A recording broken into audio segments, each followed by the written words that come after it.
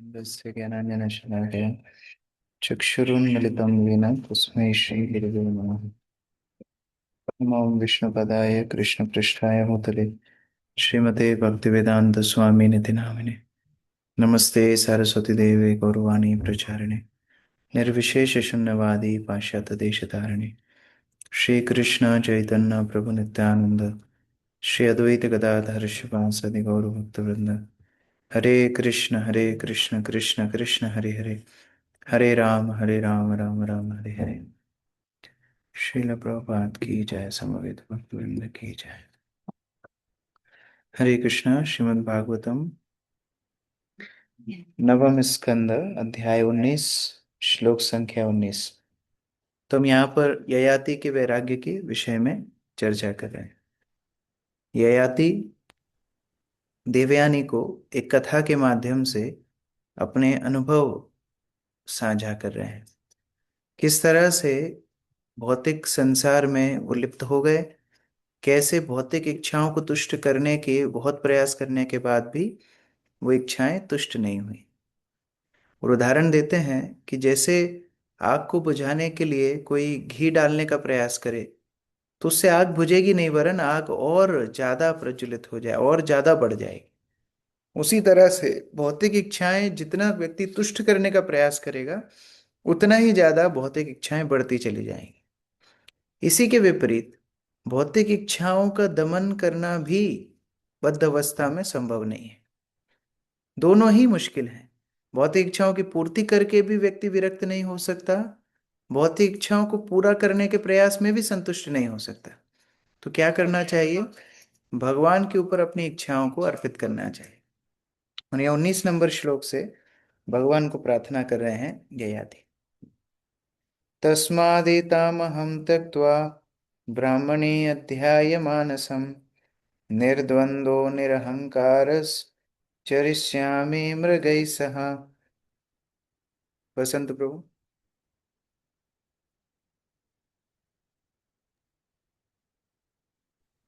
अनुवाद। अतएव अब मैं इन सारी इच्छाओं को त्याग दूंगा और भगवान का ध्यान करूंगा।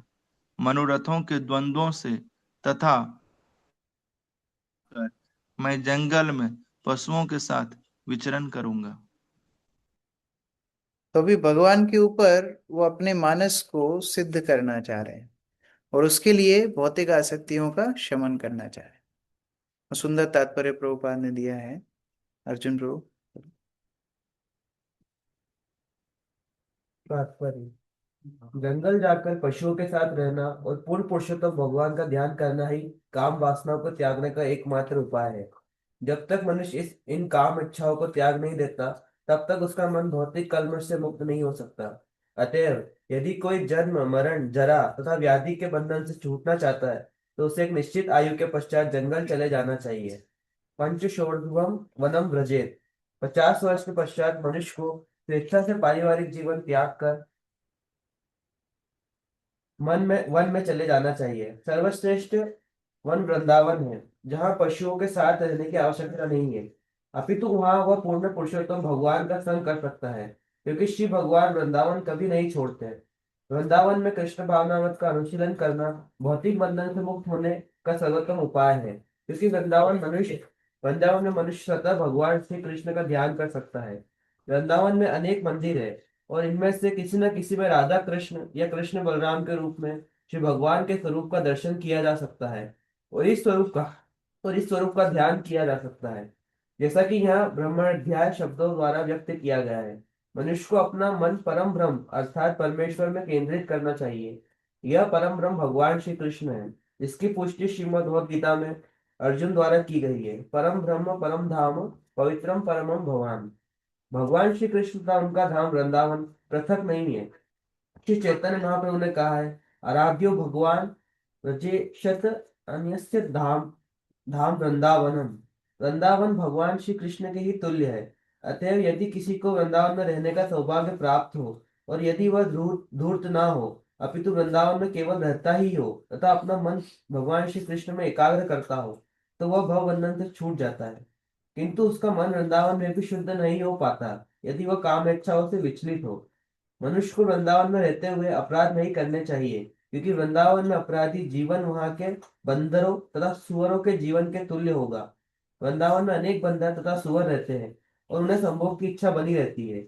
जो लोग वृंदावन जा करके भी संभोग हेतु लालायित रहते हैं, उन्हें तुरंत ही वृंदावन छोड़ देना चाहिए और श्री भगवान के चरण कमलों पर किए जाने वाले गंभीर अपराधों को रोक देना चाहिए।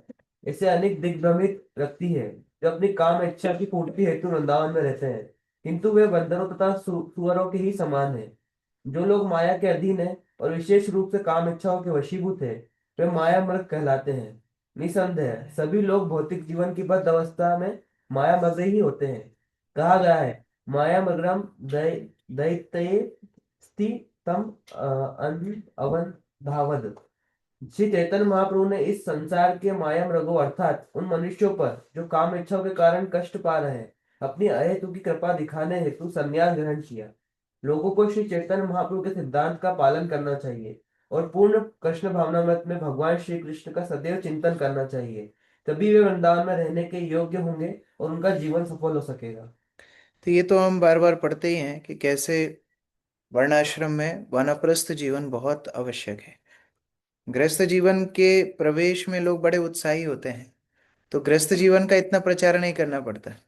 आजकल वैसे नई जनरेशन को वो भी प्रचार करना पड़ता है, गृहस्थ बनो, है ना। वो ना ब्रह्मचारी बनते हैं ना गृहस्थ बनते हैं, क्या बनते हैं, ब्रह्मास्त्र बनते हैं। उनको वर्णाश्रम पालन ही नहीं करना है। लेकिन फिर भी गृहस्थ आश्रम में जाने के लिए लोग बहुत उत्साही होते हैं, विवाह कर लेते हैं, संसार बसा लेते हैं, लेकिन निकलने के लिए उत्साही नहीं होते।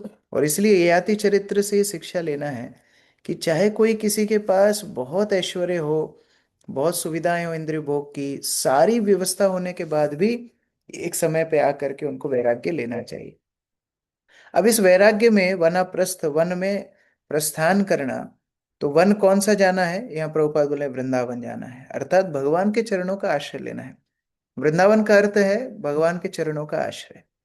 लेकिन कोई भगवान के चरणों का आश्रय कब तक नहीं ले सकता, जब तक उसे भौतिक इच्छाएं छोड़ने का साहस नहीं होगा, तब तक वो भगवान के चरणों का आश्रय नहीं ले सकता। तो ये भी बहुत गंभीर बात है। दोनों संभव नहीं है कि हम वृंदावन में भी रहेंगे, हम भक्तों के बीच में भी रहेंगे, हम भौतिक संसार में भी रहेंगे, ये दोनों संभव नहीं है। और इसलिए अंत में शिल प्रभुपाद बता रहे हैं, चैतन्य महाप्रभु के अपने सिद्धांतों का अनुसरण करना ये हमारे लिए ज्यादा सहज है बजाय कि वृंदावन में रहने के, क्योंकि अभी हम योग्य नहीं हैं। जिस तरह वृंदावन जाकर के थोड़ी भक्ति करने का कई हजार गुना ज्यादा फल मिलता है, उसी तरह थोड़े अपराध का भी हजार गुना ज्यादा फल मिलता है।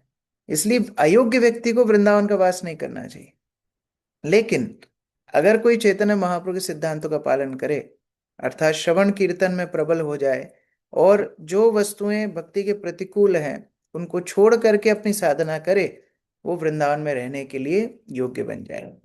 और इसीलिए चैतन्य महाप्रभु का जो पथ है वो सभी के लिए है। हर स्थिति के व्यक्ति चैतन्य महाप्रभु की शिक्षाओं को प्राप्त करके भगवान के ध्यान पर अपने आप को स्थित कर सकते हैं। दृष्टम श्रुतम सद्बुद्ध्वा नानुध्यायेन संदिशेत् संसृतिं चात्मनाशं च तत्र विद्वान स आत्मदृक्। कार्तिक जी ना प्रभु। हरे कृष्ण प्रभु। जो ये जानता है कि भौतिक सुख चाहे अच्छा हो या बुरा, इस जीवन में हो या अगले जीवन में, इस लोक में हो या स्वर्ग लोक में हो, क्षणिक तथा निरर्थक हो, और ये जानता है कि बुद्धिमान पुरुष को ऐसी वस्तुओं को भोगने या उसके विषय में सोचने का प्रयत्न करना चाहिए नहीं करना चाहिए, वह मनुष्य आत्मज्ञानी है। ऐसे स्वरूप सिद्ध व्यक्ति भली भांति जानता है कि भौतिक सुख बारंबार जन्म लेने एवं अपनी स्वाभाविक वैधानिक स्थिति से विस्मरण का एकमात्र कारण है। हरे कृष्ण। कोई भी तरह का जो सुख है वो क्षणिक क्यों होता है, क्योंकि माया द्वारा अभिप्रदत्त है, और माया स्वयं क्षणिक है। माया सत्य है, माया मिथ्या नहीं है, लेकिन क्षणिक है। माया शाश्वत नहीं है। और इसलिए भौतिक वस्तुएं जो कुछ माया के प्रसाद के रूप में हमको मिलती है वो क्षणिक होती है। लेकिन यही ऐश्वर्य जब भगवान अपने भक्तों को देते हैं तो वो शाश्वत होते हैं। जब सुदामा भगवान को मिलकर के वापस जा रहे थे, तो सुदामा बहुत सुंदर चिंतन करते हैं। सुखदेव गोस्वामी कई श्लोकों में सुदामा का चिंतन बताते हैं, और वो उसमें यही एक बात बोलते हैं कि चाहे चाहे स्वर्ग हो, चाहे अपवर्ग हो, चाहे कि रसातल हो, चाहे भूमि हो, इन सब संपदा सिद्धियों के मूल है भगवान के चरणों का अर्चन। अगर भगवान के चरणों का अर्चन कोई व्यक्ति को होगा तो ये सारी वस्तुएं शाश्वत रूप से उसको मिल सकती हैं। और अगर भगवान से पृथक ही प्रयास करेगा तो केवल दुख का ही कारण बनेगा। इसलिए कभी भी क्षणिक वस्तुओं के लिए शाश्वत आश्रय को नहीं छोड़ना चाहिए। अरविंद प्रभु पढ़िए। तात्पर्य: जीव आत्मा है और भौतिक शरीर उसका बंधन है। यही आध्यात्मिक ज्ञान का शुभारंभ है। देहिनोऽस्मिन् यथा देहे कौमारम यौवनम जरा तथा देहांतर प्राप्तिर्धीर तत्र न मुह्यति। जिस प्रकार इस शरीर में देहधारी आत्मा निरंतर बालपन से युवावस्था और फिर वृद्धावस्था को प्राप्त होता है, उसी प्रकार मृत्यु के समय आत्मा दूसरे शरीर में चला जाता है। जो स्वरूप सिद्ध व्यक्ति है वह ऐसे परिवर्तन से मोहग्रस्त नहीं होता। मानव जीवन का वास्तविक उद्देश्य भौतिक शरीर के बंधन से मुक्त होना है। इसीलिए भगवान श्री कृष्ण बद्ध आत्मा को आत्म साक्षात्कार सिखाने तथा भव बंधन से मुक्त होने की विधि बताने हेतु अवतरित होते हैं। यदा यदा ही धर्मस्य ग्लानिर्भवति भारत। धर्मस्य ग्लानि का अर्थ है जीवन का प्रदूषण। हमारा जीवन अभी प्रदूषित है और इसे शुद्ध किया जाना चाहिए। सत्वम शुद्धयेत्। मानव जीवन इसी शुद्धि के लिए है, न कि बाह्य शरीर के संदर्भ में सुख का चिंतन करने हेतु, जो भौतिक बंधन का कारण है। अतएव इस श्लोक में महाराज ययाति उपदेश दे रहे हैं कि हमें जितना भी भौतिक सुख दिखता है तथा जितने की हमें आशा बंधाई जाती है, वे सभी क्षणिक एवं नश्वर हैं। आ ब्रह्म भुवनालोकः पुनरावर्तो न अर्जुन। यदि कोई ब्रह्मलोक भी चला जाए, किंतु यदि वह भौतिक बंधन से मुक्त नहीं है, तो वह इस पृथ्वी लोक पर लौट आता है और भौतिक अस्तित्व में दुखमय स्थिति में रहता है। भूत्वा भूत्वा प्रलीयते। मनुष्य को चाहिए कि वह इस जानकारी को सदा मन में रखे, ताकि वह इस जीवन में या अगले जीवन में किसी प्रकार के इंद्रिय भोग के प्रति आकृष्ट न हो। जो इस सत्य से पूर्णतया अवगत रहता है वह स्वरूप सिद्ध है, स आत्मदृक्। किंतु उसके अतिरिक्त अन्य समस्त लोग जन्म मृत्यु के चक्र में फंसे रहते हैं। मृत्यु संसार वर्तमनि। ऐसा ज्ञान वास्तविक बुद्धि का है और इसके विरुद्ध जो कुछ भी है वह दुख का कारण है। कृष्ण भक्त निष्काम अतएव शांत। केवल भगवान श्री कृष्ण भक्त ही शांत होता है, क्योंकि वह जीवन के लक्ष्य को जानता है। अन्य सारे लोग, चाहे कर्मी हो या ज्ञानी अथवा योगी, अशांत रहते हैं और वास्तविक शांति नहीं भोग पाते। तो इसीलिए दो चीजें ज्ञान के लक्षण हैं। अविद्या से बाहर निकलने का मतलब दो चीजों का बोध, साक्षात्कार करना।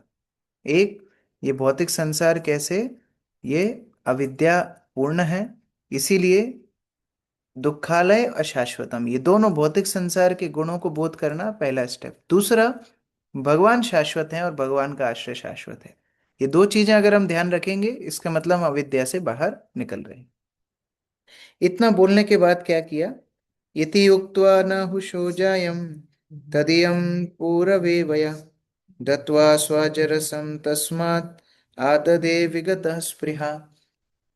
तो बोलते तो बहुत हैं लोग कि हम ऐसा करेंगे, वैसा करेंगे, ऐसा करना चाहिए, वैसा करना चाहिए, फिर क्या करते हैं? जाके सो जाते हैं। लेकिन यहाँ पर क्या किया? यहाँ पर ययाति ने बोला, लेकिन इति उक्त्वा बोलने के बाद क्या किया, ये महत्वपूर्ण है। तनिष प्रभु। हरे कृष्ण। सुखदेव गोस्वामी ने कहा, अपनी पत्नी देवयानी से इस प्रकार कहकर समस्त इच्छाओं से मुक्त हुए राजा ययाति ने अपने सबसे छोटे पुत्र पुरु को बुलाया और उसको जवानी लौटाकर अपना बुढ़ापा वापस ले लिया। तो अभी वैराग्य आ गया, पुत्र से जो यौवन लिया था वो पुनः वापस दिया, और अभी राज्य का बंटवारा करें। दिशि दिशि दक्षिण पूर्व्यास पूर्वस्याम धुर्यों दक्षिण तो यदुम प्रतीच्याम तुर्वसुम चक्र उदिच्यानुम ईश्वरम। सुमिता माता जी।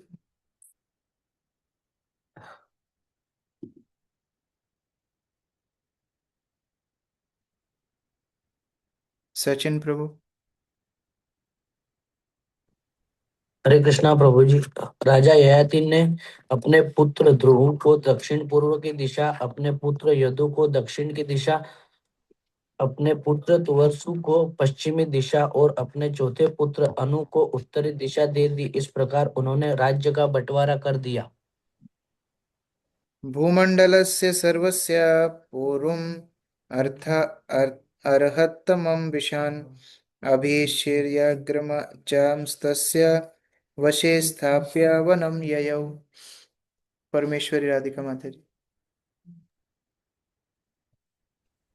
ययाति ने अपने सबसे छोटे पुत्र पुरु को सारे विश्व का सम्राट तथा सारी संपत्ति का स्वामी बना दिया और पुरु से बड़े अपने अन्य सारे पुत्रों को पुरु के अधीन कर दिया।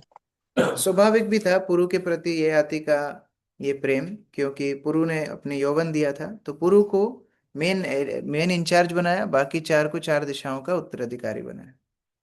आशेवितं वर्षपूगान् षड्वर्गं विषयेषु स क्षणेन मुमुचे नीडं जातपक्ष इव द्विजा। वर्षा चौहान माता जी। हरे कृष्ण प्रभु जी। हे राजा परीक्षित, ययाति ने अनेकानेक वर्षों तक विषय वासनाओं का भोग किया क्योंकि वे इसके आदी थे, किंतु उन्होंने एक क्षण के भीतर अपना सर्वस्व त्याग दिया, जिस तरह पंख उगते ही पक्षी अपने घोंसले से उड़ जाता है। बहुत बहुत अच्छा उदाहरण है। पंख लगना मतलब ज्ञान वर्धन होना, या ज्ञान और वैराग्य को जब व्यक्ति प्राप्त करता है तो बंधनों से मुक्त हो जाता है। भगवान गीता में भी बोलते हैं कि कैसे आसक्तियों का शमन होता है, ज्ञान की तलवार से। ज्ञान की तलवार से आसक्तियों की गांठों को काटा जाता है। उसी प्रकार से यहाँ पर ययाति को जब अपने ज्ञान का जागरण हुआ या साक्षात्कार हुआ, तो उसी तरह विषयों को छोड़ दिया जैसे एक पक्षी अपने घोंसले को छोड़ देता है। हिमांशी माता जी। तात्पर्य। महाराज ययाति बद्ध जीवन के बंधन से तुरंत मुक्त हो गए। यह सचमुच आश्चर्यजनक है, लेकिन यहाँ पर जो दृष्टांत दिया गया है वह उपयुक्त है। पक्षी का एक छोटा सा बच्चा जो खाने पीने हेतु भी अपने माता पिता पर निर्भर रहता है, पंख उगते ही सहसा घोंसले में उड़ जाता है। इसी प्रकार यदि कोई पूर्णतः पूर्ण पुरुषोत्तम भगवान के शरणागत हो जाता है तो वह तुरंत बद्ध जीवन के बंधन से मुक्त हो जाता है, जैसा कि स्वयं श्री भगवान ने वचन दिया है, अहम त्वं वा सर्व पापेभ्यो मोक्षयिष्यामि। श्रीमद् भागवतम में कहा गया है, किरात हूणान ध्रुव पुलिंद पुलकशा आभिर्शुंभा शुंभा यवनाः खसादय येन्ये च पापा यत् पाश्रया शुद्धयन्ति तस्मै प्रभ विष्णवे नमः। किरात, हूण, आंध्र, पुलिंद, पुलकश, आभिर, शुंभ, यवन तथा खास जातियां तथा पाप कर्मों में लिप्त रहने वाले अन्य लोग भी श्री भगवान के भक्तों की शरण ग्रहण करने पर शुद्ध हो जाते हैं, क्योंकि श्री भगवान सर्वोच्च शक्ति हैं। मैं उन्हें सादर नमस्कार करता हूँ। भगवान श्री विष्णु इतने शक्तिशाली हैं कि यदि वे चाहें तो किसी का भी तुरंत उद्धार कर सकते हैं, और भगवान श्री विष्णु या भगवान श्री कृष्ण को तो तुरंत प्रसन्न किए जा सकते हैं यदि हम महाराज ययाति की तरह श्री भगवान के आदेशों को मानकर उनकी शरण ग्रहण कर ले। महाराज ययाति वासुदेव भगवान श्री कृष्ण की सेवा करना चाहते थे, अतएव जो ही उन्होंने गृहस्थ जीवन से विरक्त होना चाहा, त्यों ही भगवान वासुदेव ने उनकी सहायता की। अतएव श्री भगवान के चरण कमलों में अपने आप को समर्पित करते समय हमें अत्यंत निष्ठावान होना चाहिए, तब हम बद्ध जीवन के समस्त बंधन से तुरंत छूट सकेंगे। अगले श्लोक में इसकी स्पष्ट व्याख्या की गई है। बहुत बार ये चर्चा में आता है। श्रील प्रभुपाद से एक बार मॉर्निंग वॉक के अंत में एक भक्त ने पूछा कि प्रभुपाद, कृष्ण भावनामृत को एक शब्द में अगर आप समझाना चाहते हैं तो आप कैसे समझाएंगे? तो श्रील प्रभुपाद बोलते हैं, डिजायर, इच्छा। केवल जीव को इच्छा मात्र करनी है। जैसे ही वो इच्छा करता है कि मैं भगवान को प्राप्त करना चाहता हूँ या भौतिक बंधन से मुक्त होना चाहता हूँ, भगवान हर तरह से उसका लालन पालन करते हैं। जैसे मानो घोंसले में एक नवजात पक्षी को, अजात पक्ष को जैसे माता भोजन ला के देती है, पोषण देती है और उड़ने के सक्षम बनाती है, उसी तरह भगवान हर तरह से साधक की मदद करते हैं, कैसे वो साधक भौतिक बंधन से मुक्त होकर भगवान के धाम में चला जाए। लेकिन उसको क्या करना है, केवल इच्छा मात्र करनी है। तो इसीलिए भक्ति जीवन में साधक को रोज भगवान से प्रार्थना करनी चाहिए। वो चाहता क्या है भगवान से, ये भगवान को स्पष्ट होना चाहिए। यद्यपि भगवान सर्वज्ञ है, वो हृदय में बैठे हैं, सब कुछ जानते हैं, लेकिन फिर भी भक्त को, साधक को भगवान के सामने जा करके प्रार्थना करना चाहिए कि वो भगवान से किस तरह मदद चाहता है। और अगर उसकी इच्छा शक्ति जागृत हो जाएगी, भगवान हर तरह से उस भक्त की मदद करेंगे। और किस स्तर से, हर स्तर से। यहाँ पर ये बहुत बार प्रभुपाद ये श्लोक बताते हैं, किराट हुनांद्र पुलिंद पुलकशा अभीर शुंभो यवना कषादया यन्ने च पाप यद अप अपाश्रयाश्रया शुद्ध्यन्ति तस्मै प्रभु विष्णवे नमः। कोई कितना ही नीच से नीच वर्ण का हो, वर्णाश्रम से च्युत हो, पाप योनि में हो, किसी भी अवस्था में हो, अगर वो भगवान का आश्रय ले लेगा, भगवान उसको शुद्ध कर देंगे। तो कभी भी ये विचार नहीं होना चाहिए कि मैं इतना पापी हूं, या मेरे इतने अनर्थ हैं, मुझसे तो भक्ति होगी नहीं, या मेरी इतने बुरी आदतें हैं। हर व्यक्ति के लिए आशा है अगर वो इच्छा शक्ति अपनी प्रबल कर ले। स तत्र निर्मुक्त समस्त संग आत्मानुभूत्या विदुत त्रिलिंग परेमले ब्रह्मणि वासुदेवे लेभे गतिम भागवती प्रतीता। नमिता माता जी। क्योंकि राजा ययाति ने पूर्ण पुरुषोत्तम भगवान श्री वासुदेव के चरण कमलों में पूर्ण रूपेण अपने आप को समर्पित कर दिया था, अतः वे भौतिक प्रकृति के गुणों के समस्त कल्मश से मुक्त हो गए। अपने आत्म साक्षात्कार के कारण वे अपने मन को शुद्ध ब्रह्म वासुदेव में स्थिर कर सके और इस प्रकार अंततः उन्हें श्री भगवान के पार्षद का पद प्राप्त हुआ। तो एक कामुक व्यक्ति से भगवान का पार्षद बन गया, केवल भक्ति का आश्रय लेके, भगवान के चरण कमलों का ध्यान करके, जो हम सुदामा के भी उल्लेख से बता रहे थे। सब कुछ अपवर्ग इत्यादि सब कुछ भगवान के चरणों का अर्चन करने से भक्त को प्राप्त हो जाता है। इतना उत्कृष्ट ये भक्ति का पथ है। और बाकी कर्म, ज्ञान, कर्म कांड हो या बड़ी बड़ी योग सिद्धि के प्रयास हो, वो बिना भक्ति के विफल है। क्यों? बहुत सूक्ष्म इसमें सिद्धांत है। कोई भी वस्तु को सिद्ध करने की सक्षमता केवल भगवान के अंदर है। भगवान जब तक अपनी कृपा कटाक्ष नहीं करेंगे, जब तक भगवान अपनी कृपा नहीं करेंगे, कोई भी काम सफल नहीं हो सकता, चाहे वो कर्म हो, चाहे वो ज्ञान हो, चाहे वो सिद्धि हो, चाहे वो उपासना हो, कुछ भी हो। लेकिन सोचने की बात यह है कि भगवान केवल भक्ति से आकृष्ट होते हैं। तो जब तक कर्म प्लस भक्ति नहीं होगा, कर्म सिद्ध नहीं होगा। जब तक ज्ञान प्लस भक्ति नहीं होगा, ज्ञान सिद्ध नहीं होगा। तो यद्यपि व्यक्ति कितना ही बड़े से बड़ा कर्मी हो, उसको फिर भी झुकना पड़ेगा।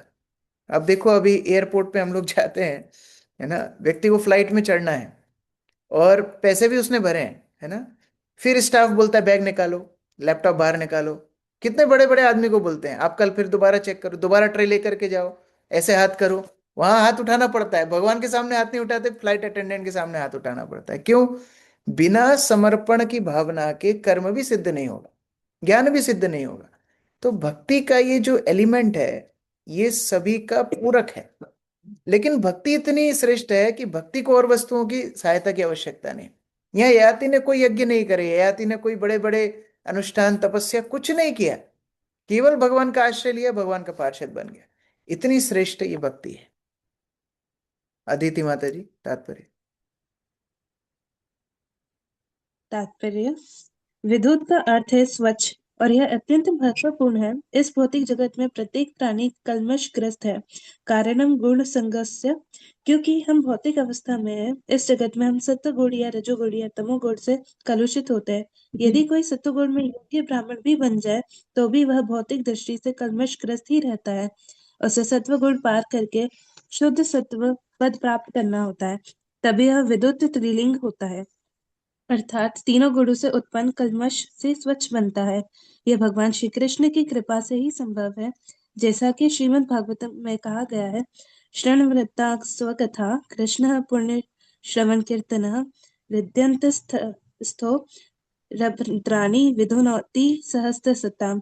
भगवान श्री कृष्ण, जो कि प्रत्येक के हृदय में परमात्मा स्वरूप स्थित है और सच्चे भक्त का उपकार करने वाले हैं, उस भक्त के हृदय की भौतिक भोग की इच्छा को मिटा देते हैं। जो उनके ऐसे संदेशों को सुनने हेतु उत्सुक है, जो ठीक से सुनने और उच्चरित होने पर स्वयं गुणशील होते हैं। जो व्यक्ति श्रीमद् भागवत या श्रीमद् भगवत गीता से भगवान श्री कृष्ण के शब्दों को सुनकर पूर्णतया कृष्ण भक्त बनने का प्रयास करता है, उसके हृदय से निश्चित रूप से संपूर्ण मेल दूर हो जाता है। श्री चैतन्य महाप्रभु भी कहते हैं, चेतो दर्पण मार्जनम। श्री भगवान की महिमा का श्रवण तथा कीर्तन करने से हृदय में जमा संपूर्ण मल धुल जाता है। जो ही मनुष्य भौतिक कल्मश के मेल से मुक्त हो जाता है, जैसा कि महाराज ययाति हुए, जो तो उसे श्री भगवान के पार्षद का मूल पद प्राप्त हो जाता है। यह स्वरूप सिद्ध कहलाती है। हरे कृष्ण। जैसे हम लोग देखते हैं कि कई बार वीजा एप्लीकेशन तो वीजा एप्लीकेशन जब व्यक्ति करते हैं, मान लो खुद को घूमने के लिए जाना है, तो जब खुद को घूमने के लिए जाना है तो बैंक अकाउंट में पैसे होने चाहिए, आपका बिजनेस होना चाहिए, है ना। ये सब वीजा एप्लीकेशन बहुत महत्वपूर्ण है।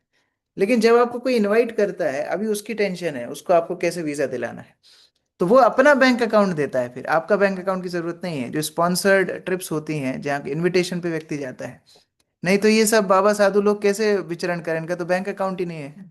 तो ये कैसे, अभी वो अपना बैंक अकाउंट भेजता है, मैं इनका खर्चा उठाऊंगा, मैं इनको लेकर के जाऊंगा, मैं इनको रखूंगा, मैं इनको खिलाऊंगा पिलाऊंगा, मैं इनको घुमाऊंगा। तो वीजा एप्लीकेशन वाले देखते हैं, अच्छा ये व्यक्ति इनका पूरा खर्चा उठाएंगे, यद्यपि इनका अकाउंट जीरो है, फिर भी इनको वीजा दे देना चाहिए। ये अंतर है, जो अपने प्रयास से मुक्त होना चाहते हैं और जो भगवान के भक्त, भगवान पे समर्पण है, इन दोनों के बीच में। जो अपने प्रयास से मुक्त होना चाहते हैं उनको अपना हृदय खुद शुद्ध करना पड़ेगा, जो कि असंभव है।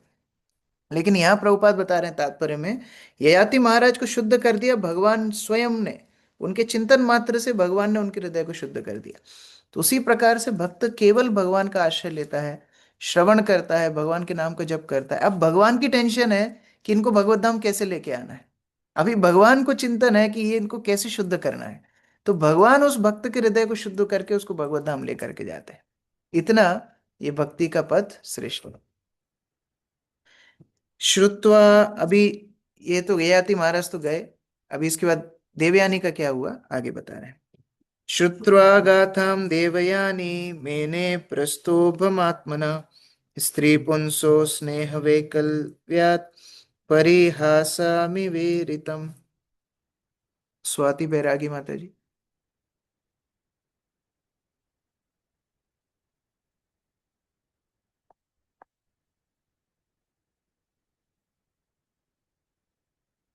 आद्या। जब देवयानी ने महाराज ययाति द्वारा कही गई बकरे बकरी की कथा सुनी, तो वह समझ गई कि हास परिहास के रूप में पति पत्नी के बीच मनोरंजन कही गई यह कथा उसके स्वाभाविक वैज्ञानिक स्थिति को जागृत करने की नियमित थी। हरे कृष्ण। अभी एक और बात यहाँ पर सीखने वाली है। ययाति को साक्षात्कार हुआ था, देवयानी को नहीं हुआ था। लेकिन ययाति से ठीक प्रकार से श्रवण करने से देवयानी को भी साक्षात्कार हो गया। तो ये भी श्रवण की श्रेष्ठता है। हो सकता है हमारे हृदय में वैराग्य नहीं, हमारे हृदय में तीव्रता नहीं, हमारे हृदय में भक्ति करने की इच्छा नहीं है, लेकिन अगर ठीक से हम भक्तों से श्रवण करेंगे, हमारे हृदय में भी वो भक्ति की भावनाएं जागृत हो जाएंगी। तो इस तरह देवयानी के अंदर भी वैराग्य जागृत हुआ। उसने सोचा ये जो कहानी सुना रहे थे ये केवल मनोरंजन के लिए नहीं थी, ये वास्तव में मुझे कुछ शिक्षा देने के लिए थी। अंकित गुप्ता प्रभु। तात्पर्य, जब मनुष्य को भौतिक जीवन से वास्तव में जाग आ जाती है, तो उसे भगवान श्री कृष्ण के नित्य दास के रूप में अपनी वास्तविक स्थिति का ज्ञान होता है। यह मुक्ति कहलाती है। मुक्तिर्हित्वान्यथा रूपम स्वरूपेण व्यवस्थिति, श्रीमद् भागवतम 2.10.6। माया के वशीभूत इस भौतिक जगत में प्रत्येक जीव अपने आप को प्रत्येक वस्तु का स्वामी मानता है। अहंकार विमूढ़ात्मा करता हरमति मन्यते। मनुष्य सोचता है कि ना ईश्वर है, ना कोई नियंत्रक, और ना ही कुछ भी करने हेतु स्वतंत्र है। वह कुछ भी करने हेतु स्वतंत्र है। यह भौतिक दशा है। और जब मनुष्य इस अज्ञान से जागता है तो वह मुक्त कहलाता है। महाराज ययाति ने देवयानी को कुएं से निकाला था और अंत में कर्तव्यनिष्ठ पति के समान बकरे बकरी की कथा सुनाकर उसे उपदेश देकर भौतिक सुख की भ्रांत धारणा से मुक्त किया। देवयानी अपने मुक्त पति को समझ सकने में पूर्णतया सक्षम थी। अतएव उसने आज्ञाकारिणी पत्नी के रूप में उनका अनुगमन करने का निश्चय किया। हरे कृष्ण प्रभु।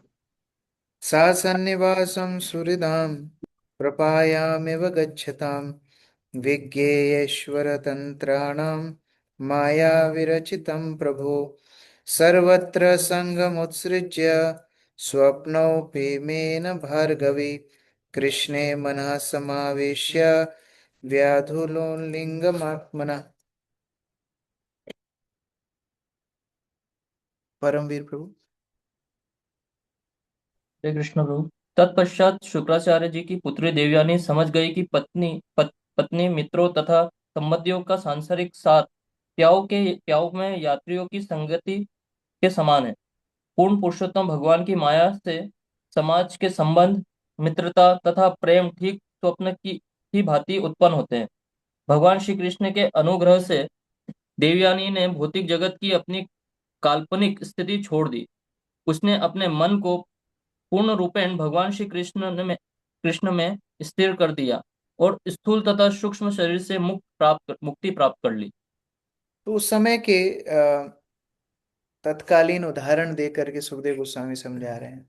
जैसे पक्षी का उदाहरण दिया था, पक्षी घोंसले से जिस तरह उड़ जाता है श्रेयाति महाराज अनासक्त हो गए। यहाँ पर प्याऊ का उदाहरण दे रहे हैं। प्याऊ मतलब पहले तो बॉटल वाटर नहीं मिलता था, तो यात्रियों के लिए कुछ स्थानों पे कुछ लोग मटका लेकर के जल लेकर के बैठते थे। तो जहां पर यात्री एक साथ आते थे जल पीते थे। तो जल पीते पीते बातचीत होती थी, आप कहाँ से आ रहे हो, अच्छा हम वहां से आ रहे हैं, कहाँ जा रहे हो, यहाँ जा रहे हो, थोड़ा परिचय हो जाता था। थोड़ा पानी पी के थोड़ा विश्राम करके वो लोग अपने अपने गंतव्य की ओर आगे बढ़ जाते थे। उसी तरह भौतिक संबंध है, पति पत्नी, मित्र, बच्चे, माता पिता, संबंधी एक साथ आते हैं, परिचय हो जाता है, आसक्ति हो जाती है, फिर जैसे जैसे स्टेशन उनका आता रहता है वैसे वैसे आउट होते जाते हैं। फिर हमको लगता है कि ये चले गए वो चले, उनका दूसरा शुरू हो गया अभी, लेकिन हमको लगता है कि हमारी आसक्तियां इतनी प्रबल थी। तो उसी तरह भौतिक आसक्तियां अस्थाई हैं, और ये समझ करके देवयानी भगवान का चिंतन करती है, और भगवान के अनुग्रह से देवयानी के हृदय में भी पूर्ण रूप से वैराग्य जागृत हो जाता है, भक्ति जागृत होती है। महारानी माता जी। तात्पर्य मनुष्य की समझ में आ जाना चाहिए कि वह शुद्ध ब्रह्म भगवान श्री कृष्ण का अंश दिव्य आत्मा है, किंतु न जाने किस प्रकार वह पृथ्वी, जल, अग्नि, वायु, आकाश, मन, बुद्धि तथा अहंकार से रचित स्थूल तथा सूक्ष्म शरीर के भौतिक आवरण में बंदी हो गया। मनुष्य को जान लेना चाहिए कि समाज, मित्रता, प्रेम, राष्ट्रता, धर्म इत्यादि माया की सृष्टियां हैं। मनुष्य एकमात्र व्यापार कृष्ण भक्त बनना और यथासंभव भगवान श्री कृष्ण की अत्यधिक सेवा करना है। इस प्रकार मनुष्य भव बंधन से छूट जाता है। भगवान श्री कृष्ण के अनुग्रह से देवयानी को यह स्थिति अपने पति के उपदेशों से प्राप्त हुई। हरे कृष्ण। और क्या प्रार्थना की? एक श्लोक में देवयानी की प्रार्थना है, नमस्तुभ्यं भगवते वासुदेवाय वेदसे सर्वभूतादिवासाय शांताय बृहते नमः। हर्षल प्रभु। हे भगवान वासुदेव, हे पूर्ण पुरुषोत्तम परमेश्वर, जगत के श्रेष्ठा हैं। आप सबके हृदय में परमात्मा रूप में निवास करते हैं और सूक्ष्मतम से सूक्ष्मतर होते हुए भी बृहत्तम से बृहत्तर हैं तथा सर्वव्यापक हैं। आप शुद्ध शांत लगते हैं, मानो आपको कुछ करना धरना न हो, लेकिन ऐसा आपके सर्वव्यापक स्वभाव एवं सर्व ऐश्वर्य से पूर्ण होने के कारण है। अतएव मैं आपको सादर नमस्कार करती हूँ। इस प्रकार कैसे देवयानी भगवत साक्षात्कार में निपुण हुई, एक श्लोक से हम लोग समझ सकते हैं। प्रभुपाद ये अध्याय का समापन कर रहे हैं एक तात्पर्य के साथ। जगदीश्वर प्राण प्रभु पढ़िए। यहाँ पर इस बात का वर्णन किया गया है कि अपने महान पति के अनुग्रह से देवयानी किस प्रकार स्वरूप सिद्ध बन सकी। ऐसे साक्षात्कार का वर्णन करना भक्ति संपन्न करने की दूसरी विधि है। श्रवणम कीर्तनम विष्णु शरणम पाद सेवनम अर्चनम वंदनम दास्यम साख्यम आत्मनिवेदनम। भगवान श्री विष्णु के पवित्र नाम, रूप, गुण, साज सामग्री तथा लीलाओं को सुनना और उनका कीर्तन करना, उनका स्मरण करना, श्री भगवान के चरण कमल की सेवा करना, श्री भगवान की पूजा करना, प्रार्थना करना, उनका दास बनना, उन्हें अपना सर्वश्रेष्ठ मित्र मानना तथा उन्हें सर्वस्व अर्पित करना। शुद्ध भक्ति की ये 9 विधियां हैं। श्रीमद् भागवतम 7.5.23। इसमें से श्रवण कीर्तन विशेष रूप से महत्वपूर्ण है। अपने पति से भगवान वासुदेव की महानता के विषय में श्रवण करके देवयानी निश्चित रूप से आश्वस्त हो गई और उसने श्री भगवान के चरण कमलों में अपने को समर्पित कर दिया। ओम नमो भगवते वासुदेवाय। यही ज्ञान बहुनाम नाम जन्मनान्ते ज्ञानवानम प्रबंधन्ते। वासु भगवान वासुदेव की शरणागति जन्म जन्मांतरों तक उनके विषय में श्रवण करने का परिणाम होती है। जो ही मनुष्य वासुदेव की शरण में चला जाता है त्यों ही वह मुक्त हो जाता है। देवयानी अपने महान पति महाराज ययाति की संगति से शुद्ध हो गई। उसने भक्ति योग ग्रहण किया और इस प्रकार वह मोक्ष को प्राप्त हो गई। इस प्रकार श्रीमद् भागवतम के 9वें स्कंद के अंतर्गत राजा ययाति को मुक्ति लाभ नामक 19वें अध्याय के भक्ति वेदांत तात्पर्य पूर्ण हुए। इस प्रकार हम देख सकते हैं कि दोनों ययाति पुरुष योनि में है, राजा है, क्षत्रिय है, भौतिक वस्तुओं से आसक्त है, भगवान को प्राप्त कर गया। देवयानी ब्राह्मण कुल में जन्म ली, बाद में क्षत्रिय से विवाह हुआ, भौतिक वस्तुओं से आसक्त थी और यद्यपि स्वयं वैराग्य जागृत नहीं हुआ लेकिन श्रवण के माध्यम से वैराग्य जागृत हो गया, भगवान को ध्यान करके भगवान की कृपा से भक्ति को प्राप्त कर गई। तो इस तरह से भक्ति कोई भी भौतिक बंधनों पे, भौतिक वस्तुओं पे आधारित नहीं होती। ये हमको बार बार भागवत संदेश देती है कि कैसे हर स्थिति से व्यक्ति उठ करके शुद्ध भक्ति का आश्रय ले सकता है। इस तरह से ययाति चरित्र समापन हुआ। आगे पुरु और यदु इन सभी के वंशजों का वर्णन। हरे कृष्ण। यस, हंसराज प्रभु, प्रश्न है। हरे कृष्णा प्रभु जी, धन्यवाद, प्रणाम प्रभु जी। इसमें बताया कि भगवान के आदेश को पालन करना। प्रभु जी, जब भगवत गीता पढ़ते हैं तो उसमें से वो आदेश स्पष्ट नहीं हो पाता है, तो इसलिए कैसे उसको फॉलो करना? भगवान के आदेश का मतलब है वैष्णवों से भगवान के आदेश को समझना है। स्वयं भगवान के आदेश को हम समझने में सक्षम नहीं है।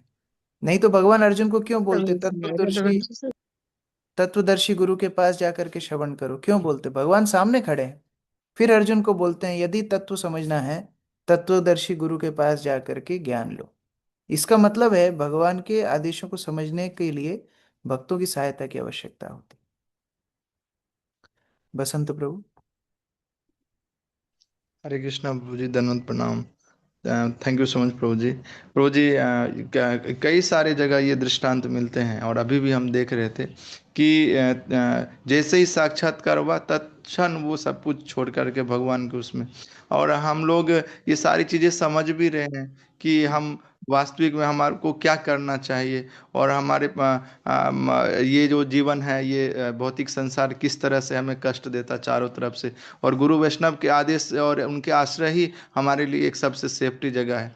तो भी हम मैं समझ नहीं पा रहा हूँ। ये साक्षात्कार पता तो चल गया, तो साक्षात्कार होना मतलब क्या? हमने तो अभी तक कुछ भी नहीं छोड़ा। हरे कृष्ण। अलग अलग युग की अलग अलग विधि होती है। भौतिक संसार में ब्रह्मा जी रहने का एक सरल उपाय बता रहे हैं, हमारे आचार्य हैं ब्रह्मा जी। बताते हैं स्थाने स्थिता, जिधर आप हो उधर रह के भक्ति करना है। और यही चैतन्य महाप्रभु का भी है, युक्त वैराग्य। जब हम जिस स्थिति में रह करके भक्ति कर सकते हैं तो फिर छोड़ने की आवश्यकता क्या है? यहाँ पर भौतिक आसक्तियों को छोड़ना है, उसके लिए कोई बंधन नहीं है, वो हमसे छूटती नहीं है। प्रभुपाद तात्पर्य में क्या बोले? वृंदावन जाओगे फिर बंदरों जैसे, और क्या एक और क्या जानवर का उदाहरण दिया? सुअर जैसे। तो बंदरों जैसे और सुअरों जैसे आचरण करोगे तो फिर क्या अर्थ है वृंदावन रहने का? तो ये जो मानसिकता हमारे अंदर बैठ गई ना, छोड़ना है छोड़ना है छोड़ना है, वास्तव में ये भी एक कलमश है। इस कलमश से भी हमको मुक्त होना है। स्थान स्थित, जहां हो, जिस स्थिति में हो वहां भक्ति करके बताओ। ये चैतन्य महाप्रभु की शिक्षा है। और जब हम अपनी स्थिति में रह करके भक्ति करते हैं, भगवान हमको प्रेरणा देते हैं भक्ति में आगे बढ़ने की। वो मुख्य शिक्षा है। अनुराग प्रभु। प्रभु जी, हरे मैं कृष्ण अनुराग प्रभु जी। एक लाइन बोलना चाहूंगा। अनुराग जो है वो IIT खड़गपुर से प्रतिदिन हमको माला भी स्कोर भेजता था, और वो रेगुलर, और अभी पहले दिन में उसका प्लेसमेंट हुआ है। वो आपसे कुछ बात करना चाह रहा था। Very good. Very good. Hare Krishna प्रभु जी लाइक मैंने सोचा नहीं था कि पहले दिन ही प्लेसमेंट हो जाएगा। तो प्रभु जी पहले दिन ही भगवान ने सुबह सुबह ही प्लेसमेंट हो भगवान गया ने प्रभु आपको जी। एंजाइटी से फ्री कर दिया, जिससे आप अच्छे से भक्ति करते रहो। नहीं तो हमेशा प्लेसमेंट की एंजाइटी रहती। अभी आप एंजाइटी फ्री हो गए। जी प्रभु जी, मैंने तो छोड़ दिया था कि भगवान आपके लिए कर रहा हूँ, कोई चीटिंग नहीं करी किसी भी टेस्ट में, जो आपको देना है आप दोगे, मैं खुश रहूंगा। तो प्रभु जी बहुत अच्छा लगा, थैंक यू फॉर आप जो क्लासेस लेते हो मॉर्निंग में। प्रभु जी मैं नहीं छोड़ता क्लासेस, बसंत सर ने बोला था कि आप कंटिन्यू रखना, काफी सीखने को मिलेगा। थैंक यू सो मच प्रभु जी, आप क्लासेस लेते हो मॉर्निंग में इसके लिए। Thank you. हरि बोल। हरे कृष्णा। श्रील प्रभुपाद की जय। समवेत भक्त वृंद की जय।